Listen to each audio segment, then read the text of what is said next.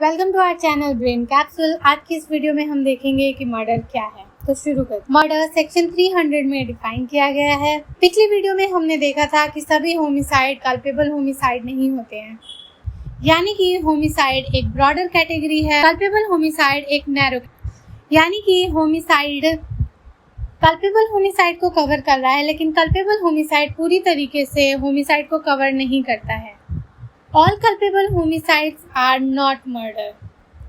सभी culpable homicide murder नहीं है, लेकिन सभी murder culpable homicide हैं। यानी कि murder एक बहुत ही narrow कैटेगरी है और सभी murder culpable homicide में आते हैं और सभी culpable homicide में आते हैं। मर्डर को चैप्टर 16 में मेंशन किया गया है और साथ ही सेक्शन 300 हमें बताता है मर्डर क्या है। सबसे पहले हम इसको आम भाषा में समझेंगे। Killing a person without justification with guilty mind and the act is punishable। मतलब कि गिल्टी माइंड के साथ एक इंसान को मार देना जिसको हम जस्टिफाई ना कर सकें, तो ये एक्ट लॉ की नज़र में पनिशेबल होगा। सेक्शन 300 मर्डर को डिफाइन करता है। हम इन्हें वन बाय वन देखेंगे। Murder accept in the cases here in after accepted, मतलब कि इस सेक्शन में जितने भी एक्सेप्शंस दिए हैं उन्हें छोड़कर सभी कल्पेबल होमिसाइड मर्डर हैं। Firstly, if the act by which the death is cause is done with the intention of causing death, मतलब यहाँ इंटेंशन सीधा सीधा डेथ कॉज करने का है, यानी कि हमें मारना है। यहाँ मेंटल एलिमेंट की बात करें तो हमें यहाँ इंटेंशन देखने को मिलता है। ये बहुत ही सिंपल और स्ट्रेट तरीका है किसी को मारने का। यहाँ पे हमें कोई एक्स्ट्रा तामझाम नहीं करना है कि पहले हम इंजरी देंगे, फिर वो हॉस्पिटलाइज होगा, फिर वो मर जाएगा। नहीं, यहाँ हमें सिंपल जाना है और इंसान को मारना है। ये ग्रेवेस्ट फॉर्म ऑफ मर्डर है। बात करते हैं कर्ज मूवी की, जहाँ एक हसीना थी, एक दीवाना था। हसीना का इंटेंशन दीवाने को ऊपर पहुँचाना था। बाद में भले ही प्रॉपर्टी भी हड़प जाना था, लेकिन बात हम यहाँ से मर्डर की करेंगे। अब हम इलस्ट्रेशन ए की हेल्प से इस पैराग्राफ को समझते हैं। A shoots Z with the intention of killing him, यहाँ इंटेंशन सिर्फ मारने का है। Z dies in the consequences. A commits murder. तो यहाँ हम लेते हैं तुलसी जी को। तुलसी जी यहाँ आती है, एक गन उठाती है और अंश को वो गोली मार देती है। तो यहाँ तुलसी जी ने कोई तामझाम नहीं किया, उन्होंने गन उठाए और सीधा मार दी, क्योंकि उनका इंटेंशन क्लियर था। सेक्शन 300 का पैरा 2 यानी कि सेकेंडली, इसकी बात करते हैं। If it is done with the intention of causing bodily injury, यानी कि इंटेंशन हमारा यहाँ बॉडीली इंजरी कॉज करने का है। As the offender knows to be likely to cause the death of the person, और यहाँ साथ ही साथ ऑफेंडर को पता है, मतलब उसे नॉलेज है कि जिस इंसान को वो इंजरी कॉज कर रहा है, मतलब जिस इंसान को हार्म कर रहा है, उसकी डेथ हो जाएगी। यहाँ पर हम हर इंसान की बात नहीं कर रहे हैं, हम एक पर्टिकुलर पर्सन की बात कर रहे हैं।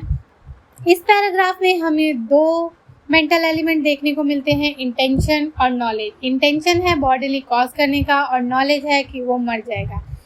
यहाँ पर एक सर्टेनिटी है, क्योंकि यहाँ सब्जेक्टिव नॉलेज अवेलेबल है।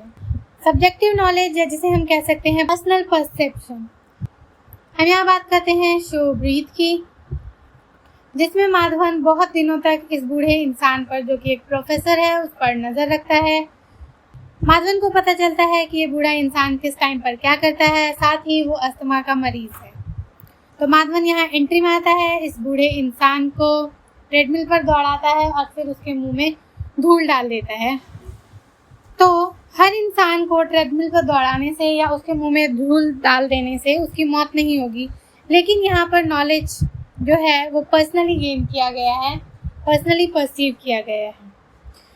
ये इस बात पर डिपेंड करता है कि विक्टिम की हेल्थ कंडीशन क्या है। इसे हम अगले इलस्ट्रेशन की हेल्प से समझते हैं। ए time knowing that Z is laboring under such a disease that a blow is likely to cause his death, strikes him with the intention of causing bodily injury. Z dies in the consequence of the blow. A is guilty of murder, although The blow might have not been sufficient in ordinary course of nature to cause the death of a person in a sound state of health. मतलब कि एक healthy इंसान को अगर मारा जाए तो उसकी मौत नहीं होगी। इसे हम समझते हैं, मान लीजिए ए को पता है कि जेड को हीमोफीलिया नाम की बीमारी है जिसमें ब्लड क्लॉटिंग बंद हो जाती है, यानी कि क्लॉटिंग फैक्टर बंद है। अगर पर्सन ए जेड पर हमला करता है, एक माइनर कट भी देता है, तो जेड की एक्सेसिव ब्लीडिंग की वजह से डेथ हो जाएगी। अगर हम बात करें किसी नॉर्मल इंसान की तो एक हल्की कट से उसका कुछ नहीं होगा, लेकिन यहाँ पर जेड की मौत हो सकती है। तो ये पूरी तरह से सब्जेक्टिव नॉलेज पे डिपेंड करता है। But if A not knowing that Z is labouring under any disease, मतलब जेड को पता ही नहीं है कि ए को कोई ऐसी बीमारी है, gives him such a blow as would not in ordinary course of nature kill a person in a sound state of health. Here, although he may intend to cause bodily injury, is not guilty of murder if he did not intend to cause death or such bodily injury as in the ordinary course of nature would cause death. यानी कि अगर ए को नहीं पता है कि Z को ऐसी कोई बीमारी है और वो उसे तब भी इंजरी कॉज करता है, तो यहाँ पर वो गिल्टी नहीं होगा, क्योंकि उसका इंटेंशन डेथ कॉज करने का नहीं था और ना ही ऐसी बॉडीली इंजरी देने का जो कि एक नॉर्मल इंसान की मौत के लिए सफिशिएंट है। यानी कि यहाँ सब्जेक्टिव नॉलेज की बात हो रही है। थर्डली, बात करते हैं तीसरे पैराग्राफ की। If it is done with the intention of causing bodily injury to any person, यहाँ हम एक नॉर्मल इंसान की बात कर रहे हैं, ना कि एक पर्टिकुलर इंसान की। And the bodily injury intended to be inflicted is sufficient in ordinary course of nature to cause death, और वो इंजरी इस टाइप की होनी चाहिए कि उससे एक नॉर्मल इंसान की मौत होनी ही होनी है। अगर बात करें हम मेंटल एलिमेंट की, तो हमें यहाँ इंटेंशन देखने को मिलता है। इस पैराग्राफ को हम ऑब्जेक्टिव स्टैंड पॉइंट के साथ समझेंगे, मतलब कि यहाँ एक ऑब्जेक्टिव नॉलेज की बात हो रही है, ना कि सब्जेक्टिव नॉलेज की। बात करते हैं हमारे बाहुबली की, जो कि यहाँ तलवार उठाते हैं और भद्रा की गर्दन काट देते हैं। एक इंसान को ऐसी इंजरी देना जो कि उसके लिए जानलेवा हो, यानी वो इंजरी इस तरीके की हो कि नॉर्मल एक इंसान की मौत हो जाए उससे, तो ऐसा कोई नहीं होगा कि जिसकी गर्दन कटने की वजह से मौत ना हो। हाँ, अगर वो रावण हो तो अलग बात है। इलस्ट्रेशन सी के साथ हम समझते हैं, A intentionally gives Z a sword cut, मतलब कि यहाँ पे हमारे कटप्पा आते हैं और बाहुबली को तलवार मारते हैं। Sufficient to cause the death of a man in ordinary course of nature, तो कटप्पा को मालूम था कि बाहुबली को तलवार लगने से उसकी मौत हो जाएगी। जेड डाइज इन कॉन्सिक्वेंस, और बाहुबली मर भी जाते हैं। Here A is guilty of murder. A यहाँ पर गिल्टी है मर्डर के लिए, although he may not have intended to cause Zed's death.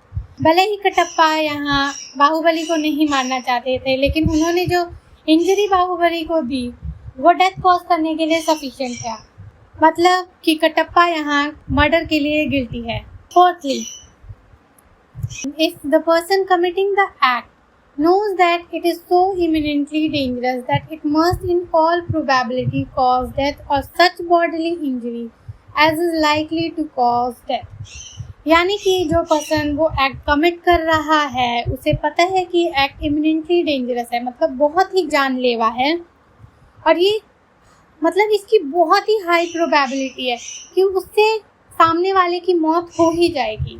And commit such act without any excuse, वो बिना किसी एक्सक्यूज के वो क्राइम कमिट भी करता है for increasing the risk of causing death और सच इंजरी एज अफोरसेड,